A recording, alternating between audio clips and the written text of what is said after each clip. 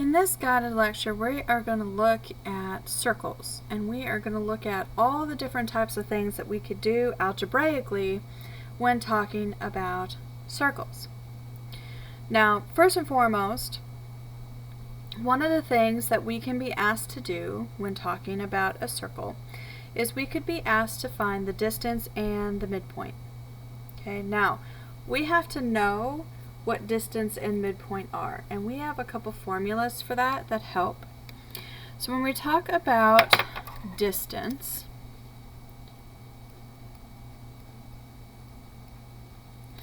we have to remember that we are using the formula that says I'm going to take the square root of a whole bunch of stuff, and that stuff is going to be the change in x, so x2 minus x1, square it, and add it to the change in y. So y2 minus y1 and square it. Now when we talk about midpoint, what we're talking about is we are essentially looking at taking the average of two coordinate points.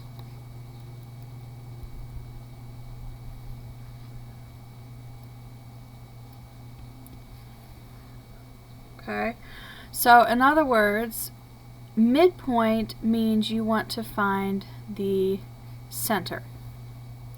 So we have a formula for that says we're obviously going to create a big huge coordinate point.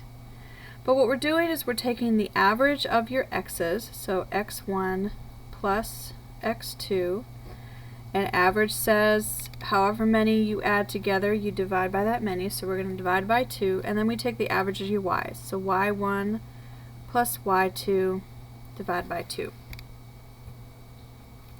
So we have to use these two rules during different questions. And so this first one says, find the distance and the midpoint.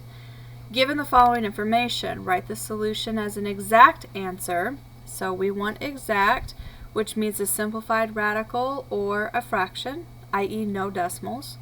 And then as an approximate. Now the approximate here is where the decimal piece comes into play. So we want to see both the radical or fraction answer and its decimal counterpoint. And specifically, we're going to round to the thousandths. So you have to make sure that you are rounding to the decimal places that you have been instructed. And here we want thousandths, which is 3 places. So we're going to look at these 2 points. First thing that I would do is I would find the midpoint. Why? Because your midpoint formula is a little less involved.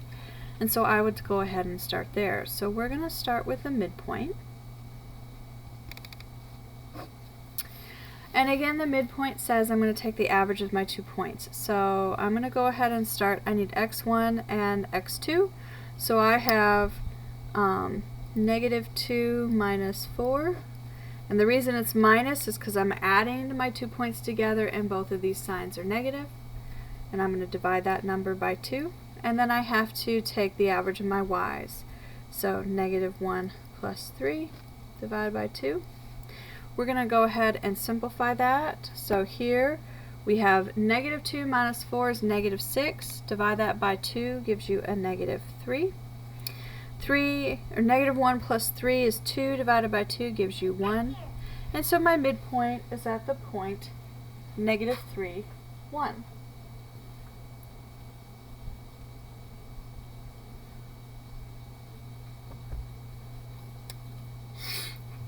Now we need to find the distance.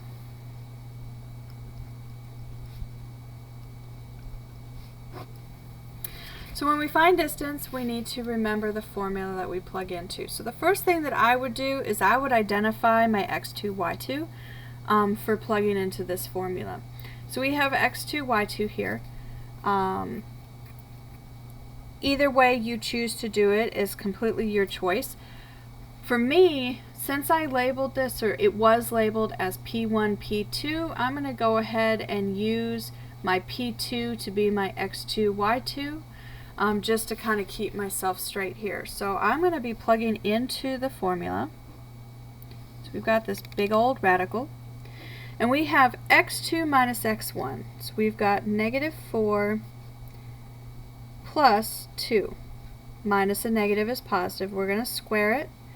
We're going to add that to your y. So we've got y2, so 3, minus a negative 1, and squared. So here, if we look, we can simplify. Negative 4 plus 2 is going to be a negative 2 squared gives you 4. 3 plus 1 is 4 squared gives you 16. This becomes 4 plus 16, which is 20. 20 we know can reduce down. So if you look at 20, we can reduce this to 4 and 5. And we know the square root of 4 comes out, so we get 2 square roots of 5. And so this is the exact answer. But now we need to find the decimal, which means you're going to take out your handy-dandy calculator. Remember, for most algebra courses, you're generally using a scientific calculator, so you're going to go ahead and bring that out. So mine here is the TI-36 Pro. Yours may be slightly different, which means the steps may be slightly different than what I'm about to show you here. Okay.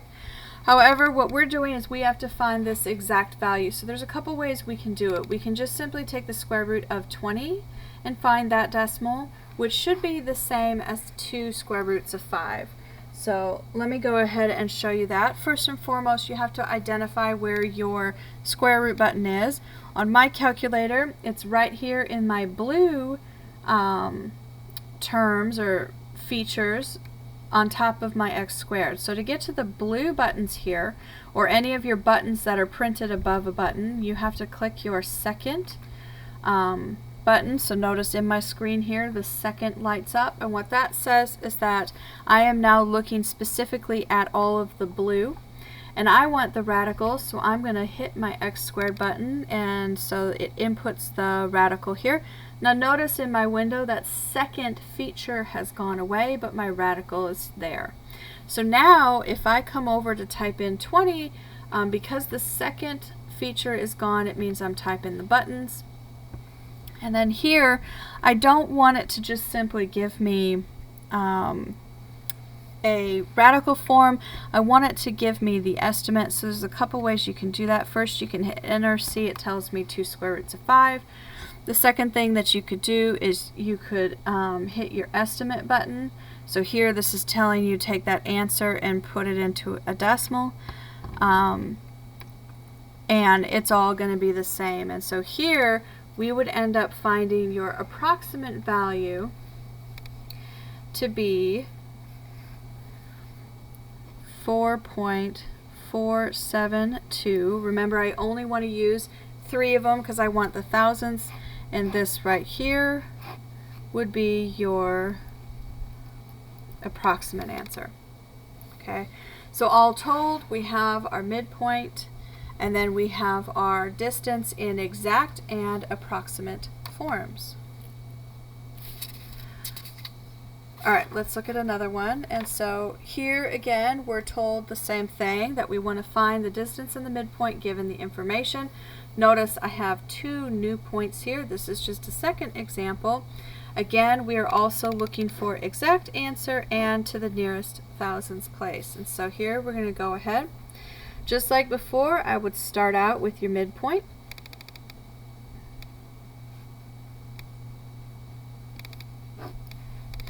So our midpoint is going to again be the average. So the average of my x's, I've got 3 plus 5 and divide by 2, and then I've got the average of my y's.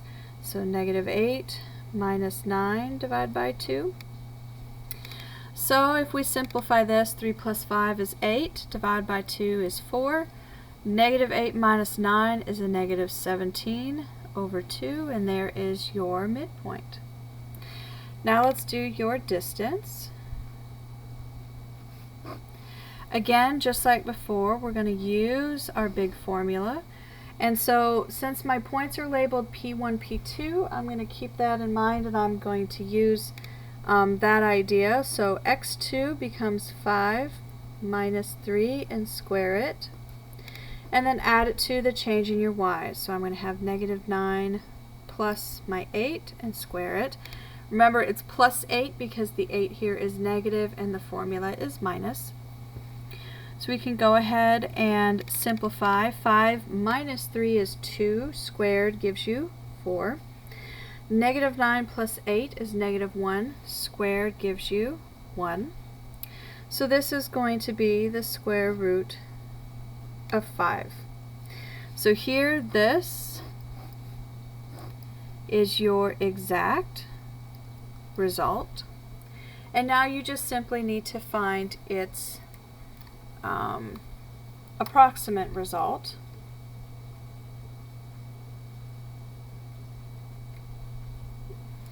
So again, you could pull out your calculator, and so here again we need the radical. So second x squared button gives me the radical of 5. And then we want to know the decimal, and so here we would get 2.236, and this is your approximate.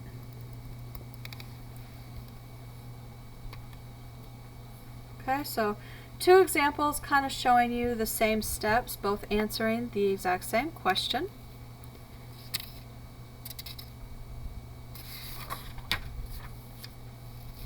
Alright, now another way that you could see circle questions is you could see something tell you that you have a point on 4, negative 1, and we tell you is in a circle with the center, negative 2, negative 3, find the length of the diameter of the segment.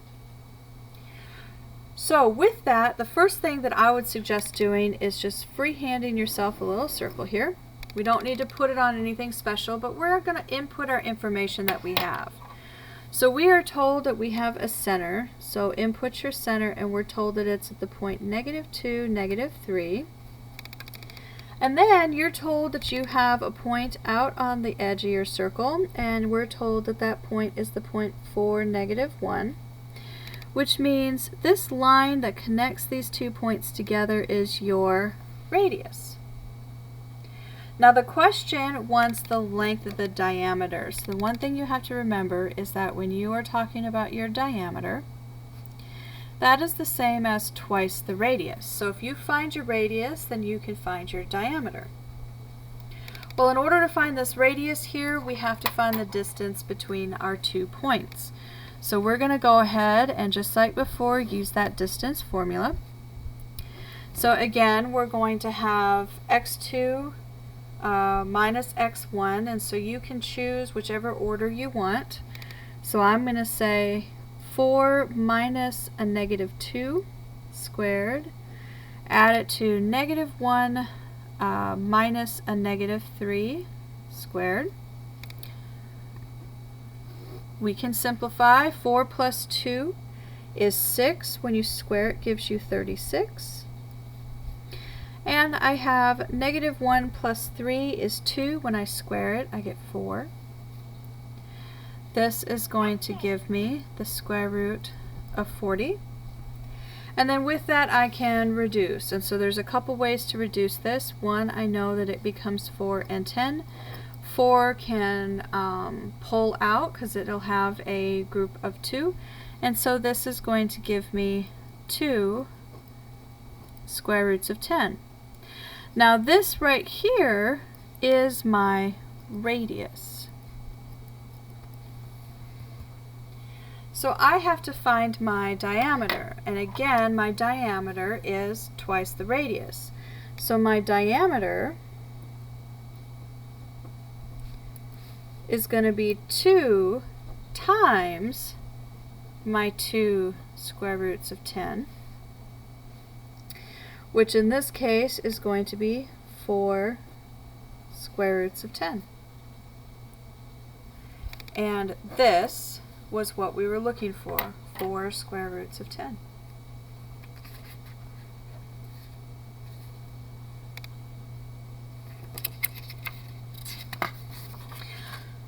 Alright, now there is more that we can do with your circles. And so one of the things that we can do with them is we can do what's called write the equation of a circle.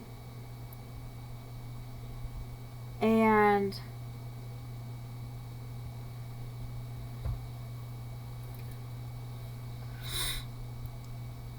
in order to do that, you have to remember what standard form of a circle is. And standard form of a circle says x minus h squared plus y minus k squared equals your radius squared. So what we have is x and y are the points that are permanent, and just like in the other equations, the h, the k, and the r are the pieces that are going to be rewritten or filled in. So here I've got your center. Well, one thing we have to remember is that your center is actually the point HK. And so here our equation of our circle is going to end up being x minus a negative 3 squared plus y minus 1 squared equals 3 squared. Now the biggest thing that we have to remember here is in this piece right here, you must do the math. So you never leave it as just r squared, you actually square it out. So the actual equation of the circle is going to be x plus 3 squared plus y minus 1 squared equals 9. Now we can also do that very same thing if I give you the endpoints of a diameter. So again, in this situation, I would freehand myself a little circle. And a diameter means I have a point that is directly across from each other, and my line is going to cut straight through your middle. So this is your center, and we don't know it. Your center is at the point HK.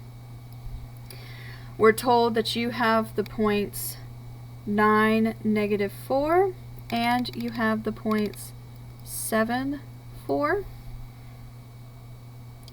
And so the first thing that you need to do is you need to find your center, and you find your center by using the midpoint formula. So your center is going to equal, you're going to take the average of your x's, so 9 plus 7 divided by 2, and the average of your y's, negative 4 plus 4 divided by 2. So this is going to give you the point 8, 0. Why? Because 9 plus 7 is 16, divided by 2 is 8, negative 4 plus 4 is 0, divided by 2 is 0. So you found your center. Here's the biggest advice I can give you. We know we have to find the distance of the circle. Always use the given information. The reason is, if you made a mistake finding your center, and you use your center to help find your distance, then your radius or your distance could end up being wrong. Therefore, you might get the whole problem wrong. However, if you use the given information and just simply remember that your diameter equals twice the radius, which means your radius is the same as diameter divided by 2, then at least you know that you might get part of it right if, say, your center was wrong. So the biggest advice I could ever give to anybody, use the points or the information provided, not the stuff that you solved yourself. So here, I would go in and I would find your distance using your diameter points. And so here, we can do 9 minus 7 squared plus negative 4 minus 4 and square it. Simplify it down. 9 minus 7 is 2. Squared gives you 4. Negative 4 minus 4 is 8. Squared gives you 64. So this gives you the square root of 68, which we know can reduce down. This reduces into 4 and 17. So this becomes 2 square roots of 17. Now what we need to remember is that this was the diameter. So to find your radius,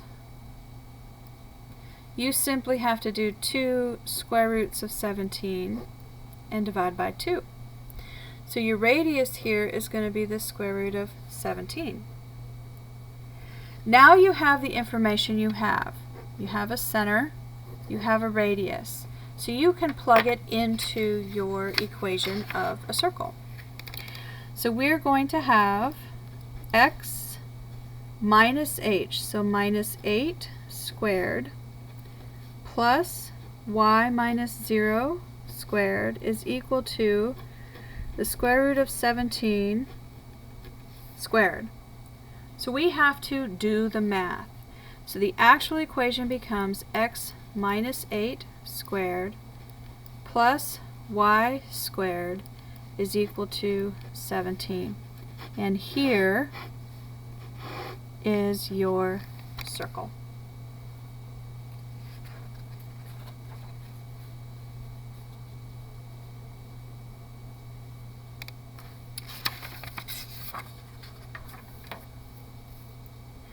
Now the last thing we can do is we can actually sketch your equations. So the first one is giving you the equation and asking you to sketch it. So you have to identify your center,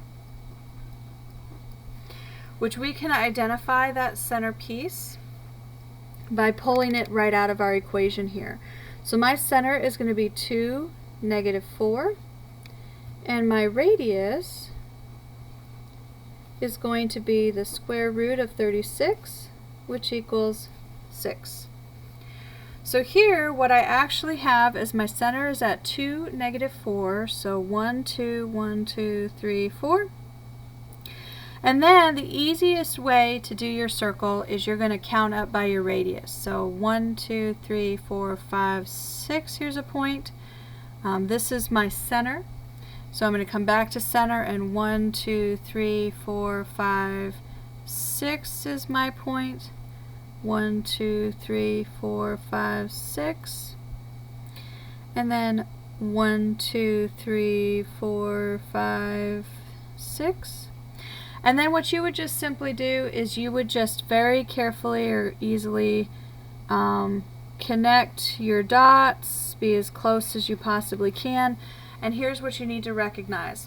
Notice my circle is not perfect, yours won't be either. So with them, all you just simply need to remember is that they're going to look like little squished in footballs or ovals or whatever. So as long as you're close for most, you're usually good. The only way to make it perfect is if you used something like this, which is called a compass, but usually that's not required. But there you go. That is your circle. So that's the first one. Now with the second one, notice my equation here is not just simply the standard form of a circle. It looks a little bit different. So the first thing that I would do here is I would group my x's and my y's together. So I have 4x squared minus a 16x plus 4y squared minus 24y plus my 36 equals 0. First and foremost, when we look at standard form, notice the x and the y don't have a coefficient. So we need to divide everything by that coefficient. So divide out that 4, and it's going to leave you with x squared minus 4x plus y squared minus 6y plus 9 equals 0. You are going to have to complete the square twice, and that's the way this is set up. So what I like to do is I like to give myself my space. So this is going to be x squared minus 4x plus y squared minus 6y equals negative 9. And what I have in here is I have my space, and my space. Completing the square says you're going to take your b term, divide by 2, and square it. And that's what goes here in the blank.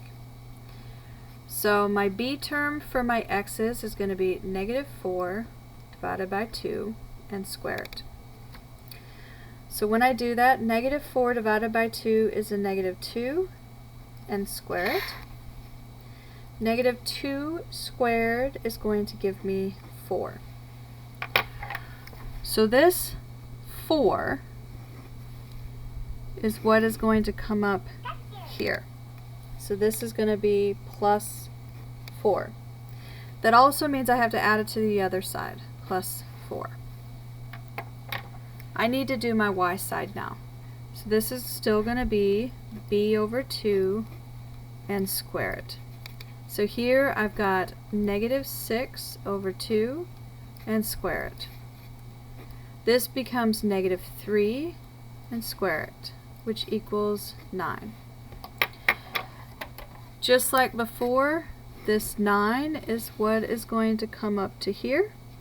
So this is plus 9, which means plus 9 on this side as well. The piece that we care about is this part here, and here, and there.